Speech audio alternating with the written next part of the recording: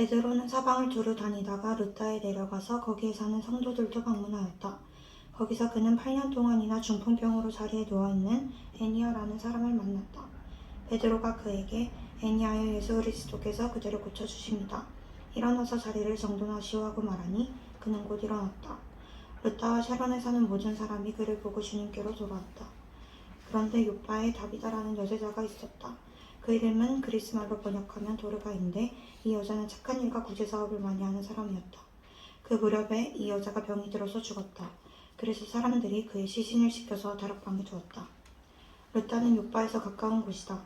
제자들이 베드로가 르다에 있다는 말을 듣고 두 사람을 그에게로 보내서 지체하지 말고 와달라고 간청하였다. 그래서 베드로는 일어나서 심부름 군과 함께 갔다.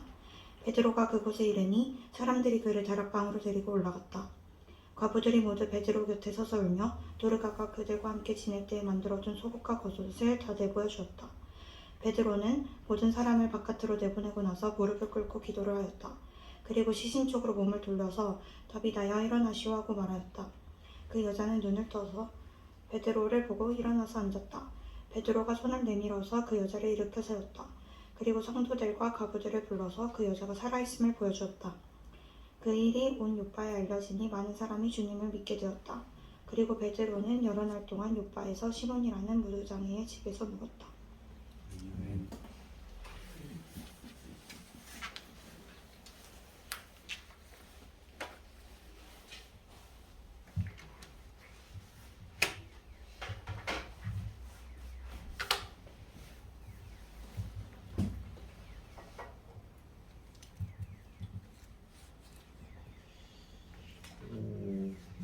사도행전 이제 9장 그 청년 사울의 회심과 사울이 다마스쿠스에서 초기 전도하는 모습 이야기하고, 그 다음에 사도 베드로가 루다와 요빠에서 병을 고치고 죽은 자를 살리는 기적 이야기입니다. 이 이야기를 들려주는 주된 초점은요, 우리가 지난주에 보았던 그 청년 사울의 다마스크 초기 전도 이야기 핵심이 31절이었던 것처럼, 그리고 이제 35절 루다와 샤론에 사는 모든 사람이 그를 보고 주님께로 돌아왔다. 42절 그 일이 온 요빠에 알려지니 많은 사람이 주님을 믿게 되었다. 믿는 사람들이 점점 늘어나는, 그래서 교회가 힘있게 세워지는 사도행전 이야기가 그거잖아요. 복음이 전해 사도들을 통해서 복음이 전해져서 교회가 하나님 나라가 힘있게 세워져가는 이야기인데, 이렇게 반복되어 밝혀주었듯이 복음이 이렇게 널리 증거되고 각처에서 교회가 든든하게 세워갔다는 것입니다. 이게 초점이에요. 그러니까 사도행전 8장에서 예루살렘 교회에 닥친 큰 박해에도 불구하고 8장, 9장, 10장 계속 이어지는 맥락은요, 8장에서는 빌립, 9장에서는 청년 사울, 베드로, 그 다음에 10장에서도 베드로, 전도와 교회 설립의 이야기가 계속되고 있습니다. 그래서 예루살렘 교회가 박해를 받은 것으로 시작해서 오히려 그게 점점점 복음이 전해지는, 그 박해 덕분에 복음이 사그라들거나 오그라들지 않고 도리어 더 힘있게 더 확산되어 갔다는 것을 증언하는 맥락이 사도행전 8장, 9장, 10장 이야기입니다.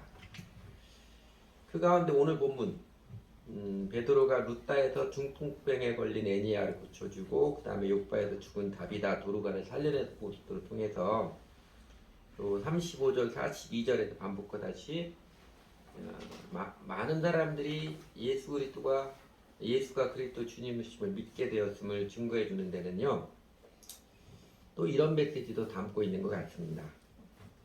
여러분, 베드로는 예루살렘 교회 그 12사도 중에 일종의 대표격이잖아요. 예루살렘 교회 이제 수장격인데, 예루살렘 교회 큰 박해가 닥쳐서 사도들 외에는 거의 모든 신도들이 뿔뿔이 흩어져서 오히려 흩어진 교인들이 가는 곳마다 복음을 전하고 교회로 세우는 복음의 확장, 선교가 이루어지고 있는데, 그러면 예루살렘 교회는 어떻게 됐을까요? 그렇다고 예루살렘 교회에 하나님이 권능이 떠난 것은 아니면, 예루살렘 교회의 대표격인 베드로를 통해서 하나님의 권능은 여전히 나타나고 있음을 증거해주는 맥락이기도 합니다. 여러분, 교회가 세상으로부터 핍박을 받는다고 하나님의 권능은 없어지는 것이 아닙니다. 그러니까 교회가 외형으로 축소되었다고 교회에 하나님의 임재가 없어지는 것은 아닙니다. 오늘 본문 베드로의 모습 볼 때 오히려 교회는요, 세상으로부터 핍박을 받을 때 하나님의 권능이 더욱 선명하게 함께합니다. 그래서 오늘 본문은요, 베드로의 전도의 이야기는 이렇게 두 꼭지로 되어 있습니다. 우리 성경의 부제 다뤄줬던 것처럼 베드로가 중풍병자를 고치는, 루다에서 중풍병자를 고치는 이야기하고, 요바에서 도루가를 살리는 이야기, 이 두 꼭지로 되어 있습니다. 도루가는 이게 헬라어 그리스 말이고 다비다는 아람어지요. 성경 그 주석에 보면은, 각 주에 보면은 다 사슴이라는 뜻을 가진 단어라고 합니다. 그래서 루다의 수도 요바의 수도 많은 사람들이 베드로 통해서 예수 믿게 되었다, 그 이야기입니다. 네, 요렇지요? 사진 좀 흐리지만 예루살렘에 있다 예루살렘 교회가 박해를 받고 흩어지면서 빌립이 사마리아에 가서 전도를 하고, 그 전도가 되니까 베드로와 요한이 빌립이는 사마리아까지 가지요. 그래서 우리가 보았던 것처럼 시몬이라는 사람을 돈으로 하나님의 권능을 살려고 했던 사람 책망을 하고, 그리고 다시 예루살렘 돌아와서 이번에 이제 사방을 다니다가, 그러죠? 사방을 다니다가 루다에 가서, 그 사방을 다녔던 것은 아마 예루살렘 모일 때 흩어진 교인들, 유대와 사마리아에 흩어진 교인들을 다 이렇게 찾아가서 신방 다니면서 격려하고 그랬던 것 같아요. 그래서 루다에서 8년 된 애니아의 중풍병 고쳐주고, 그 다음에 가까이 있는 요바는 지금의 텔아비브입니다. 이스라엘 지금 텔아비브이고, 요바에서 그 죽었던 도루가를 살려주고, 그리고 나서 그 요바에서 무두장이 그 시몬의 집에서 머무르지요. 무두장이는 그 가죽 가공업을 하는 것이죠. 짐승을 잡아서 가죽에 털을 벗겨내고, 가죽을 벗겨내고 털을 뽑아내서 이거를 가죽 제품 만드는 가공을 하는, 옛날 우리나라 조선시대 사는 이 사람들을 갑바치라고 그랬지요. 그 시몬의 집에 있다가 나중에 이제 10장 가면 고넬료, 성령께서 이끌어서 고넬료가 가이사랴까지 방문을 합니다. 근데 여러분, 이렇게 베드로가 사방으로 돌아다니는 주 목적이 무엇이겠습니까? 왜 이렇게 사방으로 돌아다녔겠어요? 병 고치러 다니고 죽은 자를 살리러 다니는 게 그가 살아가는 돌아다니는 주 목적 아니지요? 예수가 그리스도다, 주 예수를 믿고 구원을 받으십시오, 이 복음을 전하러 다니는 것이 그의 삶의 목적이고 돌아다니는 주 목적이었습니다. 루다에서 애니아를 고쳐준 것도 이런 맥락이고요. 요바에서 죽었던 도루가를 살려준 것도 이렇게 복음을 전하러 다니는 삶을 사는 동안에 하나님께서 애니아를 고쳐준 것처럼, 도루가를 살리는 것처럼 이렇게 특별한 권능으로도 함께하기도 하셨다, 이 사실을 증거하는 이야기입니다. 그러니까 베드로가 복음을 전하며 다니는 삶 가운데 이런 특별한 일도 있었기 때문에 사도행전에 기록된 것입니다. 병 고치러 다니고 죽은 자를 살리는 게 그의 삶의 목적이고 그가 하는 사역의 초점이 아니었고요.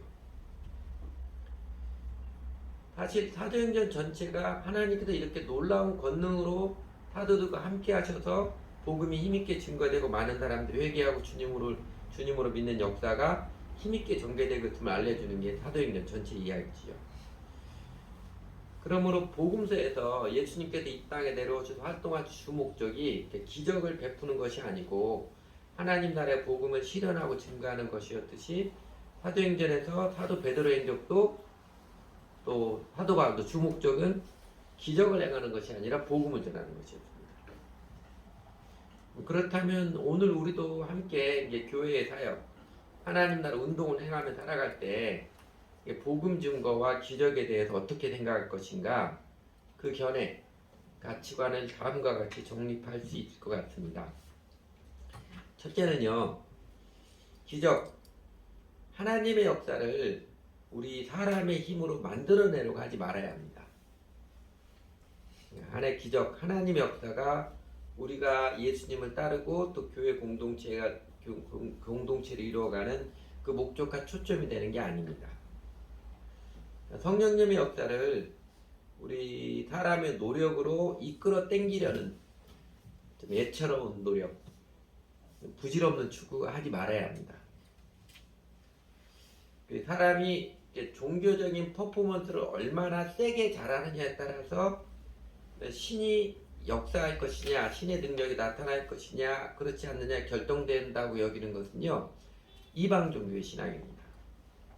열왕기상 18장에서 갈멜산에서 엘리야단 한 사람하고 바알의 제사장, 아세라 제사장 850명이 과연 누가 참된 신이냐 결판을 짓는 영적 대결을 벌일 때 그 바알과 아세라 제사장들이 나중에는 칼로서 자기 몸을 자해를 하면서까지 난리를 치는 이유, 그들의 신앙 때문에 그렇습니다.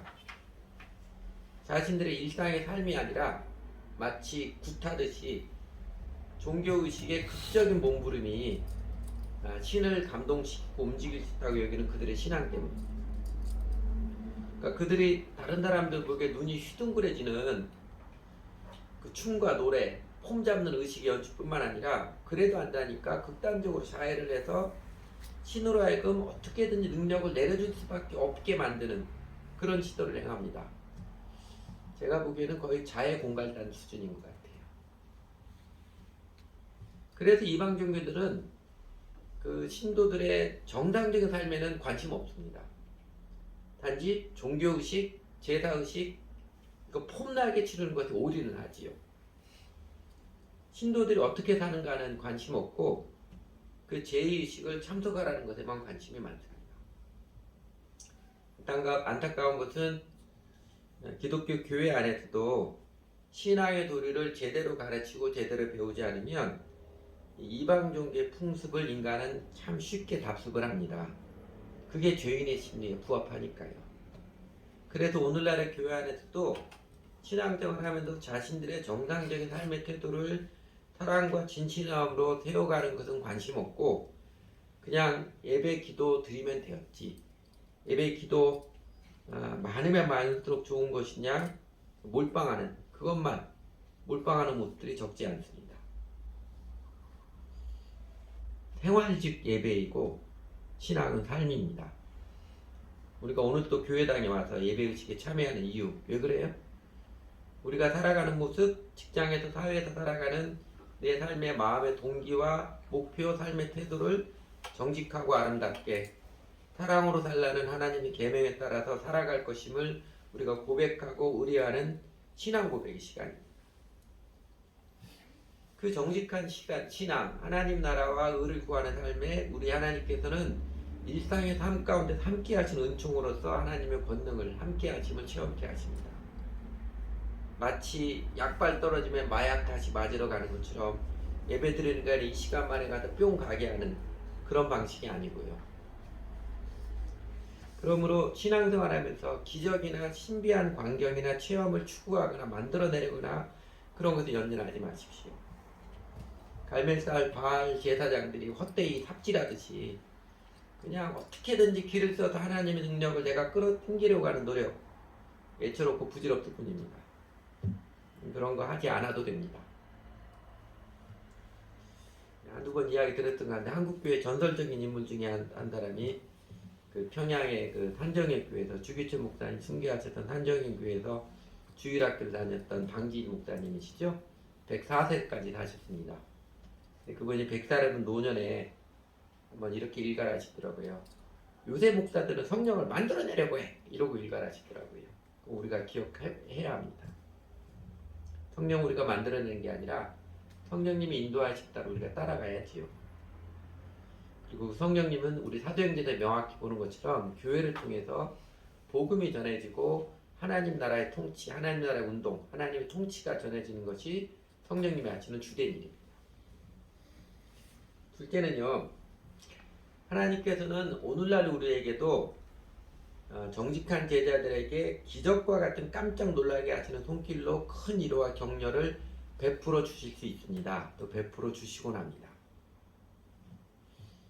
이 사도행전에 나타난 적지 않은 기적적인 치유, 그러니까 베드로가 감옥에 들어갔다가 그냥 나온 일과 같은 기적적인 사건들에 대해서 전통적으로 보수 정통이라고 자처하는 신학자들은요, 그때는 교회가 세워지는 초기 특별한 때이기 때문에 하나님께 특별하게 역사하신 것이지 보편적으로 일어나는 일은 아니다.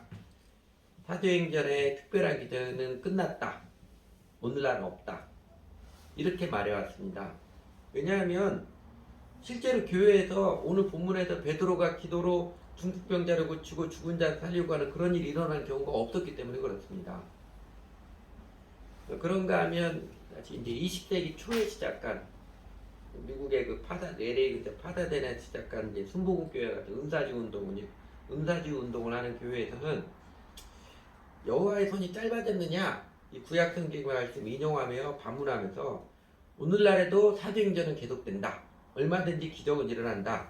믿음이 없어서 기도를 간절히 하지 않아서 하나님의 놀라운 체험이 없는 것이지 믿음으로 간과하면 오늘날에도 얼마든지 기적은 일어난다. 이렇게 주장하며 그래서 모일 때마다 기적이 일어나기를 애써서 기도하고 또 공공연하게 심의 집회, 치유 사역을 선전하며 펼치기도 합니다. 그러나 지금까지 어느 치유 사역, 어느 치유 집회에서도 어떤 사람들이 자기가 기도한 대로 병이 다 고침을 받거나 그런 경우는 없었습니다. 한 번도 없었습니다. 지금도 몇몇 기도원들에 가면 1년 365일 매일 하루에 5번씩 예배를 드려가면서 하나님께서 치유해 주시기를 바라는 사람들이 많이 있습니다. 그런데요, 아무리 많이 기도하고 용을 써도 병이 낫지 않은 경우도 많고요. 또 어떤 경우는 그렇게 안 되니까 이게 마치 하나님 치유한 것처럼 조작하는 경우도 적지 않았고요. 혹은 어떤 경우는 플라시보 효과로 치유를 체험하는 경우도 있고, 또 간혹은 정말 하나님께서 설명할 수 없는 신비한 법으로 치유해 진 경우도 있습니다. 그러니까 현실에서 일어나지 않는다고 하나님 능력을 단정하고 제언하는 신학은 바람직하지 않으며, 또한 앞에도 말씀드렸듯이 성령님의 능력 역사를 사람이 만들어낼 수는 없는지라 그거를 만들어내려고 하는 일은 다시 우스꽝스러운 일입니다. 베드로가 예수는 그리스도다 이 복음을 전하며 하나님 나라의 일을 증거하는 데 헌신하고 자신의 인생의 목표, 사역의 초점을 회신자를 얻고 예수님의 지상명령에 따라 제자를 세우는 일을 두며 살아갈 때, 그가 그러며 살아갈 때 아픈 교인을 만나면 사랑으로 기도하는 게 자연스러웠고, 오늘 본문처럼 그 베드로에게 종종 하나님께서 신기한 능력으로 응답해 주신 일이 있었습니다. 마치 그런 것처럼 오늘날의 교회 우리들도요, 예수는 그리스도다 이 복음을 전하며 하나님 나라를 먼저 구하는 삶의 인생 목적을 두고 교회 활동에 초점을 두고 살아갈 때, 우리도 아픈 교인이 있으면 당연히 사랑의 마음으로 기도해야 할 것이고, 또 그때 우리가 기도할 때만 하나님께서 기적적인 능력을 항상 베푸는 그런 게 아니고요. 하나님께서 우리를 긍휼히 여기시고 또 필요하다 싶으면 기적 같은 능력을 베풀어 주시기도 할 것입니다. 지금은 옛날보다 의학이 엄청나게 많이 발전해서, 사실 의학이 발전한 것도 하나님께서 우리 사람들을 긍휼히 여기시는 은혜의 손길이지요. 하나님께서 의사들의 손길을 많이 고쳐주시지만, 사실 저희 교회에서도요, 지나가면서 또 특히 어린이들 예전에 막 이 어린이들 이름을 최근에 온 사람들 잘 모르겠지만 그 하율이 가와사키 병도 낫게 하셨고, 영정이 조산했을 때 우리가 함께 기도했고, 그 한비도 무슨 병인지 얘가 기억이 나지 않는데 입원해서 수술해야 될지도 모른다고 했는데 기도했을 때 수술하지 않고 나았고, 그렇게 의사들의 손길을 통해서 치유해 주신 일이 있었습니다. 그러므로 굳이 병원에 가지 않고 난 기도로 치유받겠다 고집하는 것은요, 무식하고 오만한 태도이고요. 병원에 가서 치료를 받을 때도 당연히 기도하는 게, 또 교회 식구들에게 사랑으로 기도 부탁하고 사랑으로 기도해 주는 게 신자로서 자연스럽고 당연한 일입니다. 에이, 그 교회 병 고치는 능력도 없네, 영바람는 인간적인 교회구만, 이렇게 판단하는 것은 정말 오만의 도치고요. 오늘날에는 하나님의 기적 이런 것 없다 단정하는 것도 자기 방어적인, 자기 체험의 한계에 닫힌 태도입니다. 여러분, 예수님 이후로 병자들에게 기도할 때마다 병자들을 단하는 목사 사역자는 여러분 보신 적 있어요? 한 명도 없었습니다. 아마 대부분은 그렇게 조금씩 예를 들어서 그 기적을 제일 많이 행했다고는 성 프랜시스 이 사람도 그가 하는 모든 때마다 기적이 일어난 거 아니에요. 그가 하는 모든 기도 때마다 기적이 일어난 거 아니고 굉장히 매우 적습니다.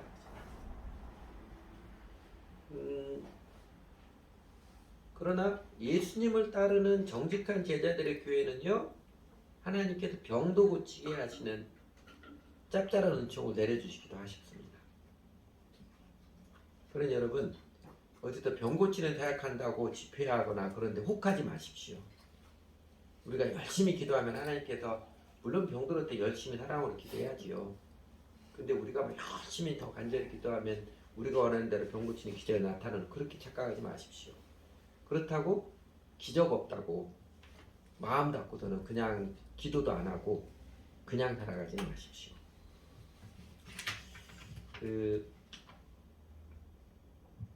그게 본문 이야기인데 야고보서 5장에 이런 말씀이 있지요. 잘 아는 말씀.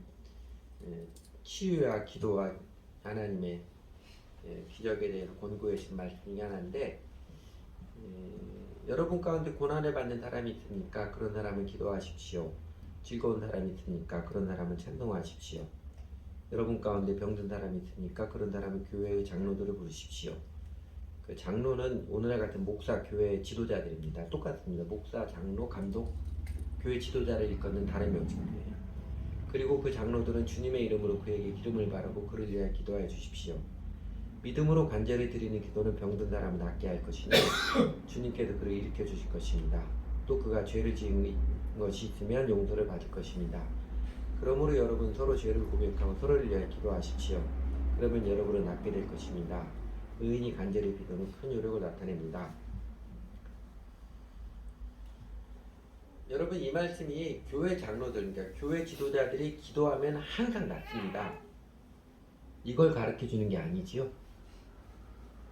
의인의 강구는 역사하는 힘이 많다고 가르쳐 주신 게, 기도할 때마다 항상 치유의 능력이 역사해야 의인이다, 교회 인도자다, 그렇지 않으면 가짜다, 이거 가르치는 성경 말씀이 아니잖아요. 어떤 말씀이에요? 어려운 고난을 당할 때 쉽게 체념하거나 혼자서 끙끙 앓지 말고 교회 가족들에게, 교회 인도자들에게 기도 부탁하고 초청을 해서 함께 기도하고 사랑하며 달라고 용기를 불어넣어주는 말씀이지요. 성경 문장에 보면 믿음으로 간절히 드리는 기도는 병든 사람 낫게 할 것이니 자칫하면 믿음으로 드릴 기도라면 모든 병든 사람 낫게 할 것처럼 생각하는데 사실은 그런 맥락이 아니에요. 하나님께서 낫게 해줄 수도 있습니다. 어쨌든 하나님께서 우리 모든 기도에 그러잖아요. 우리가 기도는 다 들어주시는 게 하나님 뜻이 아니니까 하나님 낫게 해주실지 아니면 또 다른 뜻들이 있어서 안 낫게 하실지 모르겠지만, 우리가 삶에서 고난을 당할 때마다 함께 기도하고 함께 예배드리고 교회 영적 인도자들에게 부탁을 해서 함께 찾아와서 같이 기도를 드리는, 이게 사랑으로 살아가는 예수쟁이들, 그리스도인들 살아가는 아름다운 모습입니다. 그렇게 사랑으로 살아가십시오. 권고하는 겁니다. 야고보서 이 5장 말씀의 가르침처럼 교회가 함께 우리 주 예수님을 배우며 섬기며 따르며 살아갈 때 어려움을 겪는 교인, 아픈 교인이 생기면 함께 기도해 주는 게 자연스럽고 당연하고 아름다운 일입니다. 그리고 그 가운데 하나님께서 간혹 놀랍게 기도를 응답해 주시는 짭짤한 은총을 베풀어 주십니다. 하나님께도 모든 우리 기도에 기적적 응답을 주시는 것은 아니고요. 병 걸리지 않아도 항상 기도하며 사는 게 신자들의 삶이고 우리가 누리는 행복이고요. 또 교회는 함께 기도하며 사는 게, 서로 기도 제목 나누며 기도하며 사는 게 지극히 자연스러운 정상적인 신앙생활이고요. 또 무슨 일이 있으면 교회 인도자들에게, 지도자에게 기도 부탁하고 와서 기도해달라고 초청하고 찾아가서 기도하는 게, 그게 자연스럽고 당연한 교회 생활이지요. 그러면서 때로는 하나님께서 기적적인 응답을 통해서 교회에 기쁨과 활력을 주고 또 그거를 통해서 회개하고 믿는 사람을 더하여 이끌어 주시기도 하십니다. 그러므로 복음 증거와 기적의 능력 우리가 어떻게 바라봐야 할 것이냐, 제일 중요한 세 번째 원리는요, 우리가 항상 추구해야 할 것은 사랑으로 살아가는 인생, 서로 사랑하며 주 예수님 따르는 교회의 모습입니다. 베드로가 여러분 사방으로 돌아다니면서 복음을 전하는 내면의 마음이 무엇이었겠습니까? 내가 올해는 이 성도들을 배가를 시키리라, 두 배도 늘리리라. 그런 목적의식일까요? 아니었지요. 내가 다른 사도들보다 올해 더 많은 사람들을 전도를 하고 제자로 세우리라, 이런 비교의식의 산물이었을까요? 아니었지요. 우리 주 예수님께서 그를 사랑하셨던 예수님의 사랑에 응답하는 사랑이며, 흩어진 교우들을 사랑하고 이웃의 영혼들을 사랑하는 그 마음 아니고 다른 무엇이겠습니까? 여러분, 오늘 본문에 루다에서 애니아를 위해서 기도해 줄 때 베드로가 그 영혼을 또 그 가족을 사랑하는 마음으로 기도했으며 분명하지요. 더욱이 요빠에서 도르가를 하나님께서 베드로의 기도를 통해서 다시 살리실 때에는요, 도르가 자신도 도르가의 죽음을 숙고했던 요빠 교회 교인들도 그래서 베드로에게 쫓아가서 한번 와주십시오 초청했던 그들의 마음도, 그대로 그 소식을 듣고 기꺼이 요빠까지 달려가서 기도해주는 베드로 마음도, 이 모든 사람의 마음이 한결같이 사랑으로 수고하며 섬기며 살고 사랑하는 마음으로 기꺼이 달려가고 기꺼이 요청을 하고 기도를 해주고, 이 모든 사람들 모습에서 사랑으로 행동하고 사랑으로 살아가는 마음이 물씬 느껴지잖아요. 그 사랑이 기적이잖아요. 도르가의 부활은 요빠 교인들, 이름도 나와 있지 않습니다. 평범한 작은 인생들이지만 사랑으로 살아가는 그 아름다운 마음에 하나님께서 귀하게 여기셔서, 하나님께서 감동받으셔서 사랑의 기적을 베풀어 주신 아름다운 간증입니다.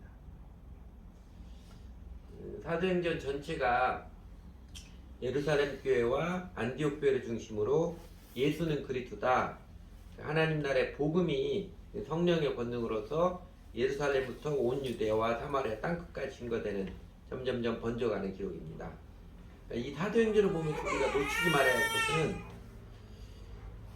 이 모든 일들, 베드로도 바나바도 바울도 예루살렘 교회도 안디옥 교회도 이렇게 복음을 증거하는 이 모든 일들을 그 모두가 사랑의 마음으로 복음을 전하며 사랑으로 교회를 세우며 사랑으로 행한 것입니다. 사도행전의 기록에는 이 사람들의 교회가 사역하는 마음의 동기가 사랑이다, 이런 게 문자로 한 번도 기록되지 않았지만, 그러나 사도행전 어디를 읽어도 교회가 이 모든 일을 사랑의 마음으로 행했으면, 예수님의 사랑을 입은 자로서 그 사랑에 응답해서 행했으면 어디서나 느낄 수 있습니다. 심지어 여러분, 바나바 바울이 다투고 헤어질 때도 있었잖아요. 그 다툼의 마음도 이들의 마음의 사랑 때문임을 우리가 확연하게 느낄 수 있습니다. 단지 지극히 당연하고 뻔하기 때문에 사도행전에 기록해주지 않은 것일 뿐입니다. 심지어는 이렇게 사도들 교회를 이끌어서 복음이 증거 확산되고 하나님 나라 힘있게 세워져 가는 일을 주도하시는 성령 하나님께서, 그 성령 하나님의 마음은 어떤 마음이겠어요? 이 모든 일을 사랑으로 행하심이지 능력과 신화, 실적 극대화를 위한 게 아니잖아요. 유명한 말씀이죠. 요한복음 3장 16절, 하나님의 사랑에 응답하는 그의 믿음, 사랑에 가르쳐주는 요한 3장 16절인데, 그가 우리를 위하여 목숨을 버리셨으니 우리도 형제들을 위하여 목숨을 버리는 게 마땅하도다. 극단적으로 목숨을 버리는 같은 일을 하라는 게 아니고, 예수님께서 우리를 위해 목숨을 버리게 사랑하셨으니 우리도 모든 일을, 형제들을 사랑하며 살아가는 게 마땅합니다, 가르쳐주는 것이죠. 이 사도 요한의 고백처럼 교회는 예수님의 은혜의 사랑을 입고 그 은혜의 사랑에 응답하여서 사랑으로 살아가는 사람들입니다. 이전에 내 자기 의를 위해서, 내 욕심을 위해서, 내 잘난 걸 위해서 살아가는 마음이 이게 죄구나, 이것 회개하고 돌이켜서 내 성공과 내 성장을 위해서 나를 위해 살아가는 마, 이게 내 삶의 문제였구나 체험해서 알고 돌이켜서 이제는 살아가면 되겠습니다. 하나님이 사랑으로 돌봐주심을 믿고 의지하고 이제는 살아가면 살겠습니다. 이게 예수 믿는 사람들이잖아요. 그러니까 사랑하기 때문에 서로 마음과 삶을 나누고 사랑의 마음을 함께 기도하고 그리고 사랑의 마음으로 이웃 사람들에게 복음을 전하고 사랑으로 살아가는 자들이 예수를 믿는 사람들의 제일의 특징 마음 바탕입니다. 오늘날의 교회 목사들이나 교회 일꾼들이 이 사랑의 마음 없고 목표의식만 남은 전도 행사, 자기 생계 혹은 자기 성공의 야망을 위한 전도 사역, 자기를 뽐내고 자기 만족을 얻는 자기에 따른 교회 활동이기에 부활하신 예수께서 교회에 함께 해주시는 하나님의 임재와 능력이 드문 것입니다. 사람들로부터 교회가 외면당하기도 하는 것이고요. 능력이 중요한 게 아니고 사랑이 중요한 것입니다. 하나님의 일에서는 능력을 만들어내는 게 부질없는 일이고요. 십자가의 길을 가신 예수님처럼 사랑의 희생을 드려서 하나님의 부활의 능력을 체험하며 살아가는 게 이게 기쁨이고 영생입니다. 여러분 성경에 기록해서 너희가 사랑하라, 서로 사랑하라, 내 이웃을 내 몸까지 사랑하라 이런 말씀, 권면, 명령 숱하게 많이 보았지요. 그러면 여러분 이런 명령 보신 적 있어요? 너희가 큰 능력을 얻어라, 어떻게든지 기적을 만들어라, 능력의 사람이 되어라 이런 명령 보신 적 있어요? 오히려 하나님이 능력을 함께 해주겠다 그런 약속들이 있었습니다. 안 믿는 사람도요, 에이 하나님이 성경이 그런 거 가르쳐 주겠냐? 다 알아요. 고린도전서에서 은사의 사용에 대해서 바른 지침을 내려줄 때 사도 바울이 결국 너희가 더욱 큰 은사를 사모해라 하면서 이제 내가 가장 좋은 길을 여러분에게 보여드리겠습니다 하면서 무엇 가르쳐 주었어요?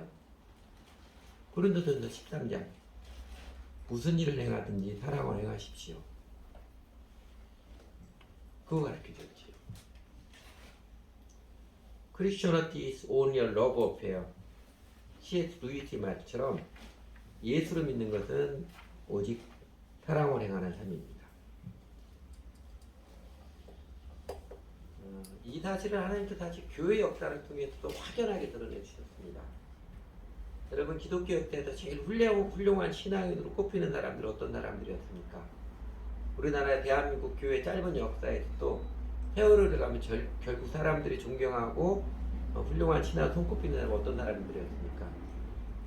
큰 성취를 이룬 사람이었어요? 아니죠.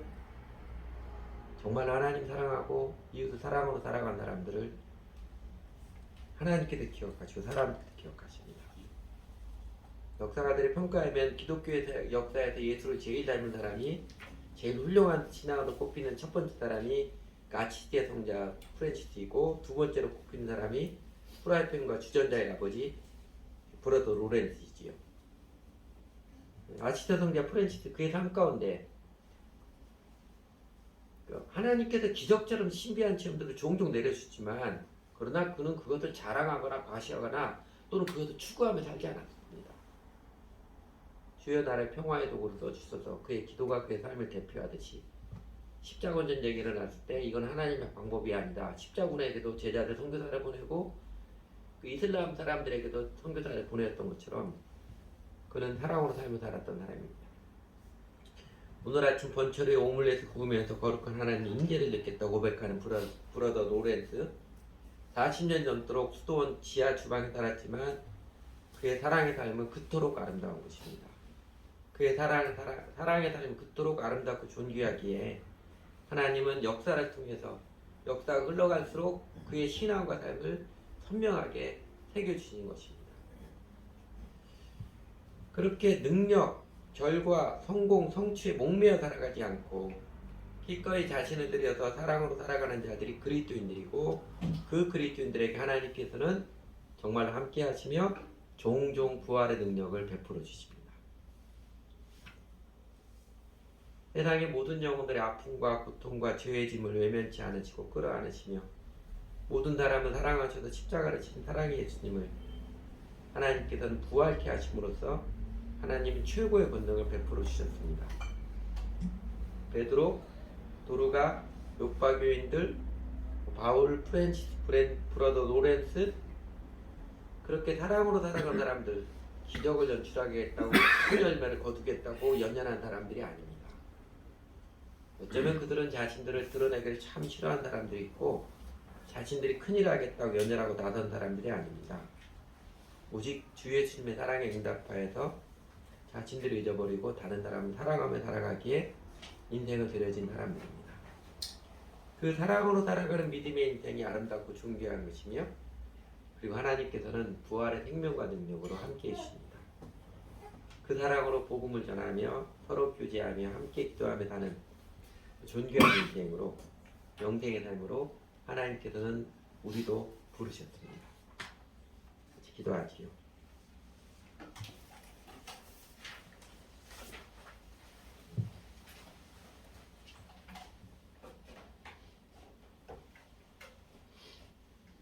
좋으신 하나님, 주 예수님의 십자가의 사랑과 부활의 생명으로서 저희들도 사랑으로 복음을 전하며 서로 사랑하며 살아가며 함께 사랑으로 기도하며 사는 존귀한 인생으로 아름다운 공동체로 불러주셔서 감사를 드립니다. 사도행전 오늘 본문 베드로와 요파 교인들의 모습을 통해서 예수님의 사랑을 입은 자로서 교회 가족들을 사랑하며 이웃을 사랑하여서 복음을 전하고 기도하고 하나님께서 은혜를 베풀어 주시도록 기도하며 살아갈 때에 하나님께서 때로는 놀라운 기적의 능력도 베풀어 주심을 알려주셔서 감사드립니다. 사도 베드로를 통해서 하나님의 놀라운 기적이 나타났지만 베드로의 삶의 목적, 사역의 초점이 그 기적의 연출이 아니라 사랑으로 살아가는 삶이었음을 밝히 가르쳐 주셔서 저희가 눈에 보이는 것에 치우쳐 기적을 만들어내거나 기적을 추구하지 않고 하나님의 뜻에 따라 하나님 계히 사랑하고 이웃을 사랑하며 살아가도록 환히 가르쳐 주셔서 감사를 드립니다. 그리고 저희가 우리 주 예수 믿고 사실 매우 작고 어설프게나마 사랑하며 살아보겠다고 추구하며 살아갈 때 하나님께서 저희들에게도 때때로 기적, 놀라운 은총의 응답을 내려주셔서 저희를 크게 격려해 주셔서 감격해 주셔서 감사를 드립니다. 또 저희가 기도할 때마다 항상 저희가 원하는 대로 응답해 주시지 않으셔서 또 항상 놀랍게 기적을 베풀어 주지 않으셔서 저희로 겸손하게 하시고 저희가 하나님 믿고 살아가는 바른 마음, 바른 도가 무엇인지 가르쳐 주셔서 감사를 드립니다. 하나님, 저희가 세상의 풍조, 죄인의 본성을 회개하지 않아서 신앙생활하는 것, 하나님 추구하는 일마저도 사랑이 아니라 나의 과시, 내 주장을 관철시키는 것, 성장 목표의 메인 열정으로 치우치지 않도록 저희들에게 더욱 선명히 깨우쳐 주시고 저희들의 마음들을 깨우쳐 주시고 지켜주세요. 돌아보면 저희도 교회 일을 하고 복음을 전한다고 하지만 사랑이 아니라 목표 달성을 위하거나 저희 자신의 체면이나 성공의 열매를 위해서 한 적도 많았었는데 이제는 바른 마음을 깨우쳐 주시고 소원케 주셔서 감사를 드립니다. 하나님, 어쩌면 저희는 사랑이 저희들 표현으로 일도 없어서 이웃 영혼들에게 교회 가족들의 마음과 삶에도 무관심한 채 그냥 내일 내 돈 버는 것, 내 삶에만 매여 사는 아직도 이기심의 우물을 벗지 못한 모습이 너무나 많습니다. 하나님, 저희는 사랑을 모르는 자이고 사랑이 정말 없는 자입니다. 저희를 긍휼히 여기주십시오. 하나님, 저희를 용서해 주시고 저희를 자아의 동굴에서 벗어나와 사랑으로 살아가는 참 행복의 길, 영생의 길을 어떻게 해서라도 이끌어 주셨으면 좋겠습니다. 더욱더 선명하게 자기를 부인하며 하나님을 사랑하고 이웃을 사랑하며 사는 삶이 인생의 길과 진리임을, 정말 행복하고 보람있게 사는 길임을 사랑의 주 하나님께서 동행해 주셔서 짜릿짜릿한 기적의 손길로 저희를 감격해 주시기도 하시고 본능의 손길로 놀래키기도 하시고 더 나아가 죽음의 그림자가 더욱 짙어지는 해당 폭포안에서도 영생을 드리며 기뻐하며 감격하며 노래하며 살아가는 길임을 혹하니 깨우쳐 주시고 이끌어 주셔서 체험케 해주셨으면 좋겠습니다. 그래서 저희도 사도행전을 믿는 자들처럼 예루살렘 교회 안디옥 교회처럼 하나님 나라가 이 땅에 온전히 임하는데 참여하는 행복과 감격과 영광 인생 교회가 되도록 하나님 이끌어 주세요. 예수님 이름으로 기도드렸습니다.